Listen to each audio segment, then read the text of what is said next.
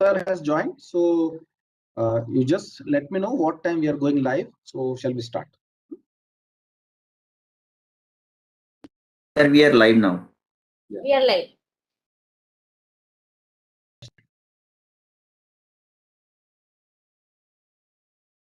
A very warm good morning to one and all. I deem it's a great honor and proud privilege to welcome on behalf of Ministry of Education, Innovation Cell and AICT.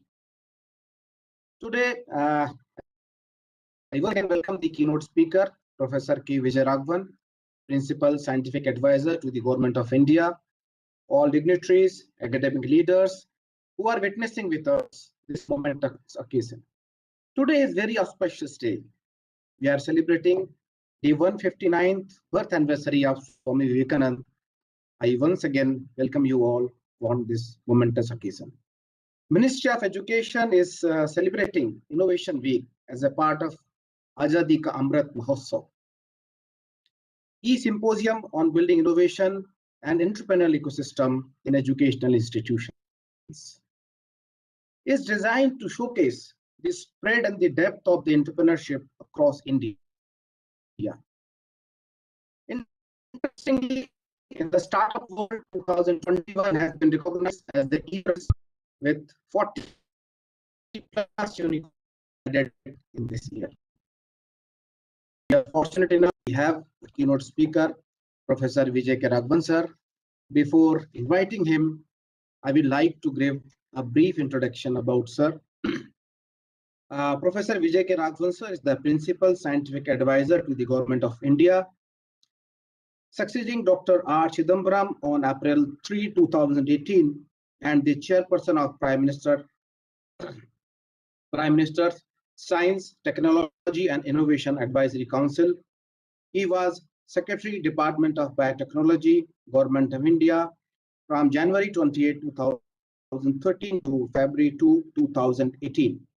The Principal Scientific Advisor works with all arms of government, with our states, our citizens, national and international agencies. The goal is that the benefit of science, technology and innovation solutions reach the most needy for the sustainable development of India and for the well-being of our planet. Professor VijayRaghavan is also Distinguished Professor at the National Center of Biological Sciences, Tata Institute of Fundamental Research in Bangalore, and was the NCBS Director till 2013. He studied chemical engineering at the Indian Institute of Technology, Kanpur, holds a PhD in molecular biology from the Tata Institute of Fundamental Research, was a senior research fellow at the California Institutes of Technology.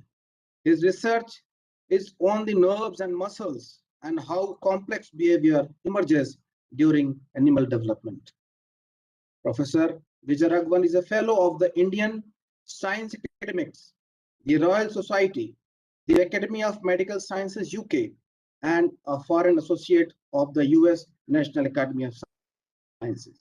He was awarded the Padma Shri by the Government of India in 2013. Sir, once again, we welcome you. We invite you to address this August gathering. Thank you so much. Thank you very much, Amit. Very generous, if long introduction. I'm deeply honored to be here on this occasion. We're celebrating our Azadi Ka Amrit Mahotsav. And this is a very special focus on innovation and where we are and where we need to go. One of the important points which I'll try to address, I don't know how effective I'll be, is to ask, what are we doing today in the context of where we came from recently and where should we go later? And the reason why I'll address that point is a simple one. At any given time, innovation and entrepreneurship takes what is available in the ecosystem of quality, looks at it from the perspective of techno-economic possibility and what encouragement is received, and goes forward.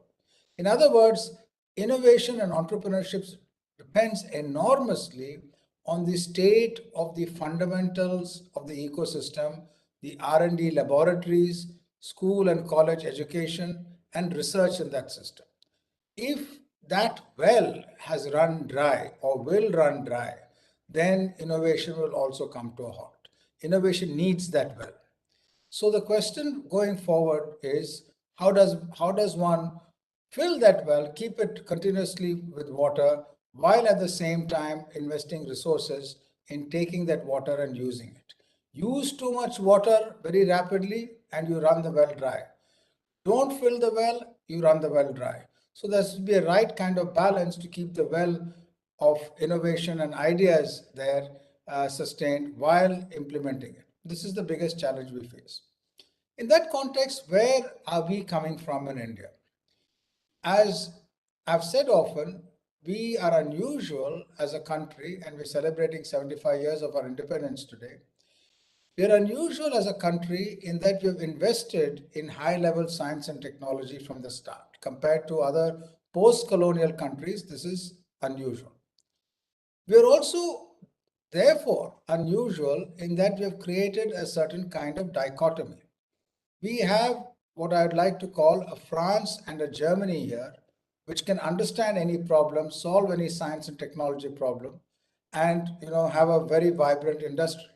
But we also have, mixed with this France and Germany economic capability, a rather poor and poorly developed infrastructure and capability, and a need to take millions out of poverty. This salt and pepper mix is our challenge. How do we grind the pepper so that it mixes with the salt everywhere rather than stay away from it? How can our institutions connect? But at the same time, you need the pepper of excellence and capability. It's not that you can do without it. So this is the principal challenge we have going ahead. Now let us look at our present. At our present, all these celebrated innovations we are looking at have one prime characteristic of it. They are coming substantially from our educational system and its consequences, and less so from our research institutions and their consequences. Our education institutions and their consequences are our engineering colleges, our medical colleges, our other colleges, and they have learned really well from talented teachers, really superb teachers, and have become extraordinary innovators. There are examples of extraordinary successes and innovation from our research infrastructure, and those are not to be belittled in any ways. Those, for example, are the rise of our chemistry and generic industry. All of that took place because investment in the National Chemical Laboratories, the Institute for Chemical Technology, our small public sector chemistry companies, which spurred the growth of the generics and pharma industry, where India is a major leader, and also the petrochemical industry, such as the Institute for Petrochemical Research, such as in Dehradun of the CSIR, and others spurred that industry's growth. So industries in these areas have grown enormously. By the way, I should also mention the agriculture industry, because of investment in training of people in R&D in these areas. They have therefore extraordinary capabilities. So this is the net sum. We have done really well through our student entrepreneurship. Many faculty members in many of our institutions are coming into those. And our research institutions have spurred a foundational growth in many of our industries. But an underlying characteristic of both, and that is characterized by the term generics, is that we are able to understand anything done anywhere in the world and use it to our context and global context and do well. And therefore, this has an underlying strength, our ability to do that, but also an underlying concern that we are dependent on advances in elsewhere, which we are understanding by teaching and training and so on, and not our advances alone. This is not an easy task to say we must advance and have our advances coming into entrepreneurship. It takes countries, continents, generations, hundreds of years to do this. And the question, therefore, the last part of my talk is, how can we do it going forward? Now, the answer to that is a simple one to state, but a difficult one to implement. The simple answer is that 90% of our research funds go to our research institutions, our elite institutions, where about 10% of our students go to. 90% of our students go to colleges and universities, including central universities, many state universities, where only 10% of our research funds do. So number one, we need to expand the funding of research into that ecosystem. The second component is most of the research of our top research agencies, DRDO, Space, ISRO, MIT, DOT, they go substantially into their own laboratories. They too need to open up funding into the broader ecosystem. The third point is industry. Industry is not investing enough into research. This has often been said, but this is a big challenge for industry because they have capital, they don't have risk capital. Now, the solution to that is industry should partner with our research institutions to do the two things which I said above. All of these are happening, they are on the anvil, they will happen, and therefore there is a great opportunity to break through and open up our innovative space to a larger number of people.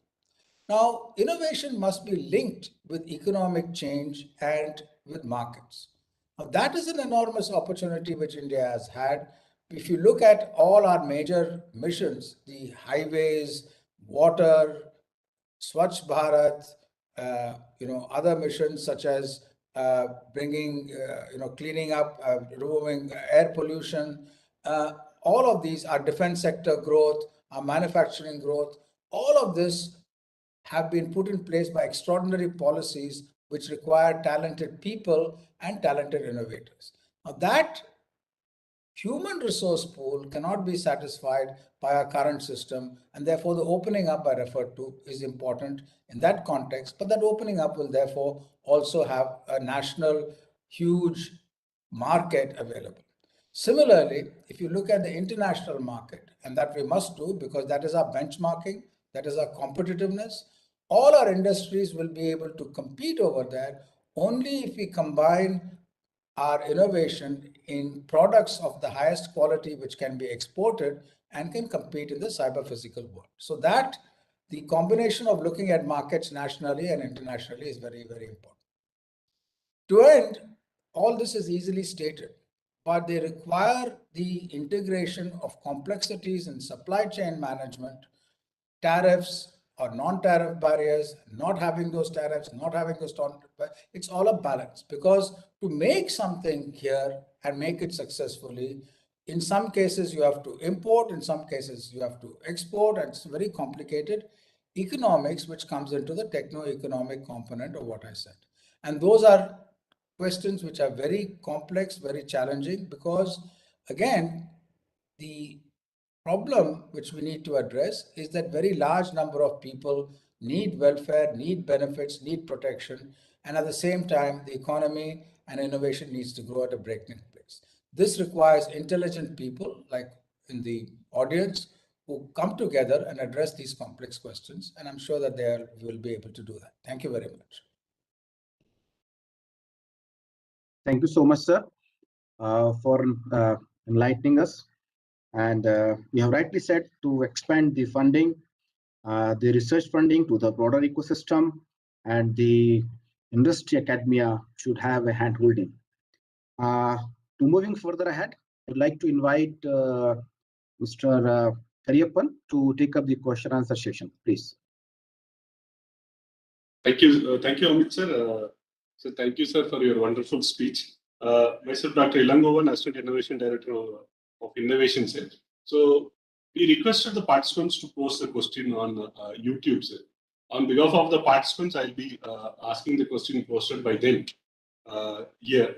So the first question asked by one of the faculty member is, sir, in the current pandemic situation, as an academic institution, what is the area which we should concentrate on our research? This is an important point. And, the answer should come not at an individual level, but at the institutional level, and even at the institutional level, it should be at a level of a group of institutions, preferably in a same geographical area or in a thematic area. And the reason I'll tell you is this. Supposing from a pandemic context, you say the most important thing to do is X, right? Now, if that X is done, and you can list it, you can say X, Y, Z, these are the important things to be done. If that X, everyone rushes to do X, Y, and Z at an individual level, it is not clear that we will be successful in solving that. But if an institution says, I as an institution will have to integrate all my researchers and focus to the extent feasible, bring them in to do X and coordinate with other institutions to get X done, then it will be feasible. So what is that X? It could be genome sequencing, it could be logistic supply chains, it could be ventilator manufacturing, and so many things. But that should be discussed and decided at a level which allows you to be effective rather than dilute your resources by doing things which are important in the sense that makes you feel good, but may not be necessarily as effective as you could be if you work together. So other student from like in Andhra Pradesh, so they have been mentioned that, sir, like he's a medical student, so they have been very into their set of students who they want to do something to support this pandemic situation. So what is your suggestion for them to concentrate on, sir, as a medical student of final year there?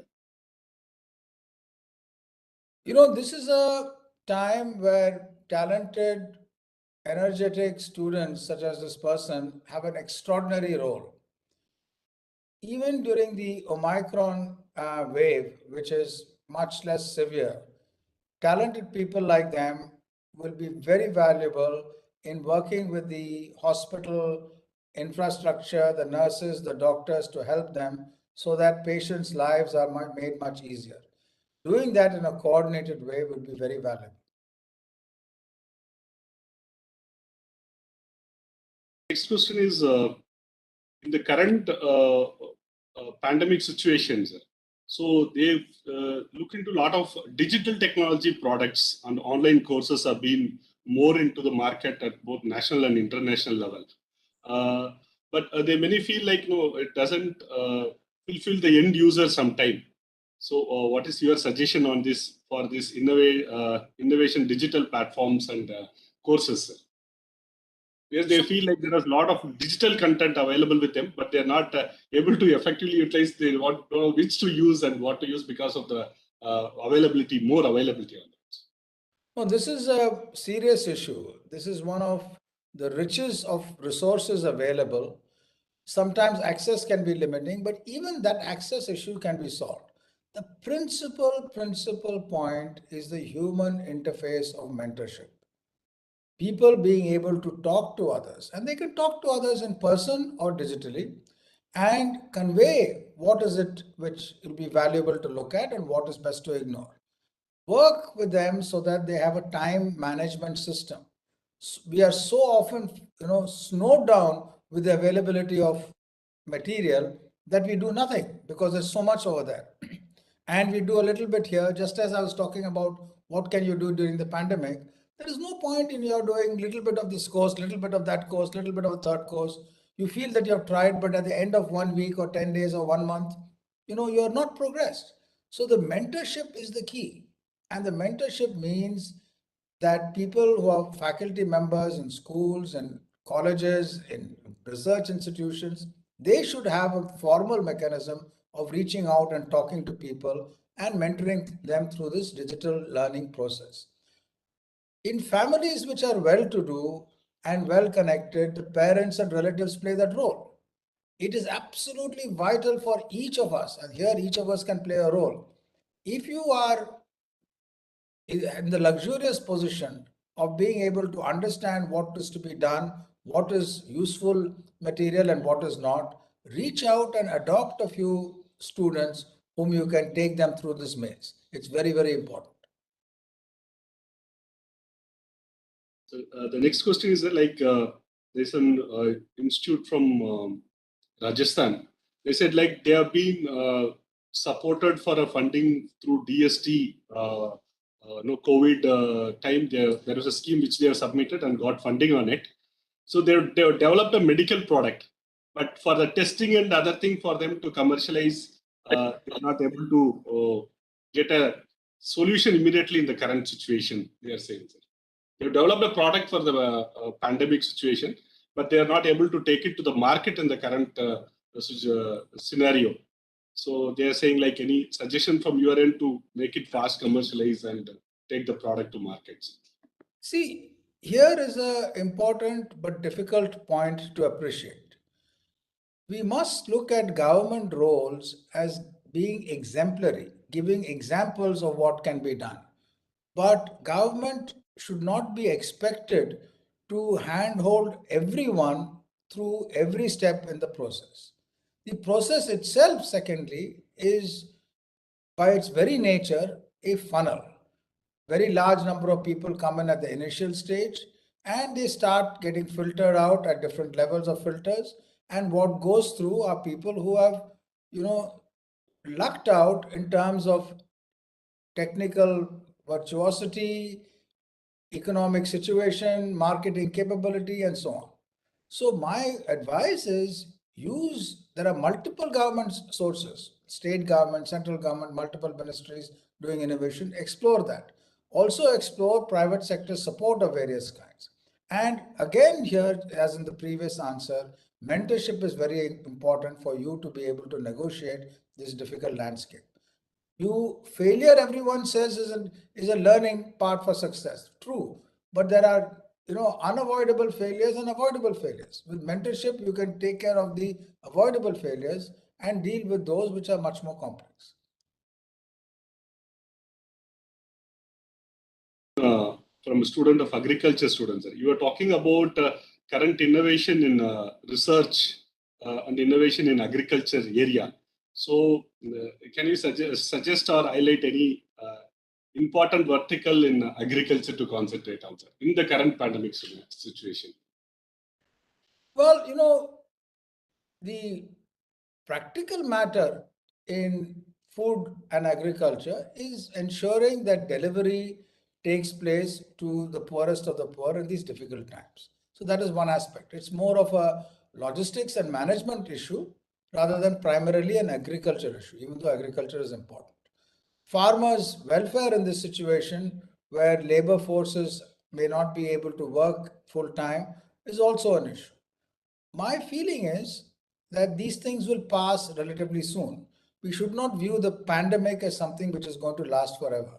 And therefore, in agriculture and plant sciences, we must ask questions which will impact on the economy in short, mid, and long term, and how to do that. And the short answer for that is we had a green revolution where our scientists were told that you have unlimited water, access to fertilizers and pesticides. Can you give us high yielding strains so that we can produce enough food for our poor and for our population? So that was done. Now we should give boundary conditions to our scientists that we want you to use less water, less pesticides, less chemical fertilizers, and then produce enough of quality, nutritious food across the spectrum for our population. When that kind of a challenge is given, I'm sure that our scientists will very rapidly rise to that occasion, and they're already working on these kinds of areas. So this question, it's a very general question, sir, from a student. He's very excited to ask this. Sir, in a current pandemic situation, this Omicron, any words or guidance from you for the students and faculty members? As I said, the difficulties of the pandemic should not be seen as something which will last. But at this time, while we're still there, as students and faculty members, we really must reach out and support each other and our communities in terms of their mental health and physical well-being. This is very, very important. Remember that, small children may be growing up without the company of other children. That can be hugely challenging. How does one deal with that? That's a very important matter of innovation. How is the mental health of students who are, the whole purpose of a university is to have a gregarious social environment and not just teaching. So online teaching is not the only solution. These kinds of mechanisms, how can one get quality social interactions to improve our social context and our mental well-being is very, very important. The pandemic will go, but these are matters which, we should not forget that we are, as humans, a community. And if we don't address issues other than the specific logistical ones, have I done this course? Have I passed that course? Those are all doable things which we, of course, must do, no question about it. But also bring in a human touch and kindness in all our interactions. Thank you, sir. So the other question is, like a student been asking, today has been more emphasis on design thinking. How can you correlate with innovation? Is a question from a student, sir. Because he says like in schools or colleges, today design thinking is an important buzz or keyword which has been used at all levels. So can you correlate with innovation and design thinking? No, this is very, very important. Our design of products has moved from computer-aided designs of various kinds or designs in the floor of different kinds to an extraordinary situation where using computational tools, we can bring in materials, their quality, their costing, their machining, all of that into design. In other words, it is possible with having extraordinarily high quality IT prototyping tools linked to actual machines, we can design in a world-class manner. You can design in a world-class manner and prototype in a world-class manner. Then this design is an intellectual product, which is very, very valuable. You can export this design to anywhere in the world. And this is what in very different ways has happened in the semiconductor industry, where fabless design companies have been very, very valuable. But that kind of a concept goes through all kinds of designs, from a shoelace to a space telescope. And therefore, that is an area, even though I must stress it's very important to do hard touch and feel manufacturing, but this combination of design and prototyping and exporting of designs allows a distributed intellectual innovation environment to be created. That's something which is very important and we must try and do. Thank you, sir. It was a fantastic session on behalf of Ministry of Education and the faculties and students who are joined across the country. I thank wholeheartedly for sparing your valuable time in spite of your busy schedule and addressing the students and faculties and also answering their questions. It was really a mind-blowing for us, including me. I was enjoying the session. And also, we are blessed to hear from you, sir. And in the current pandemic situation, your words will be enlightening all of us, and it will also motivate the students and faculties who have been joined this program online across the country from different disciplines. Thank you once again, sir, on behalf of Ministry of Education and the AICT for sparing your quality time.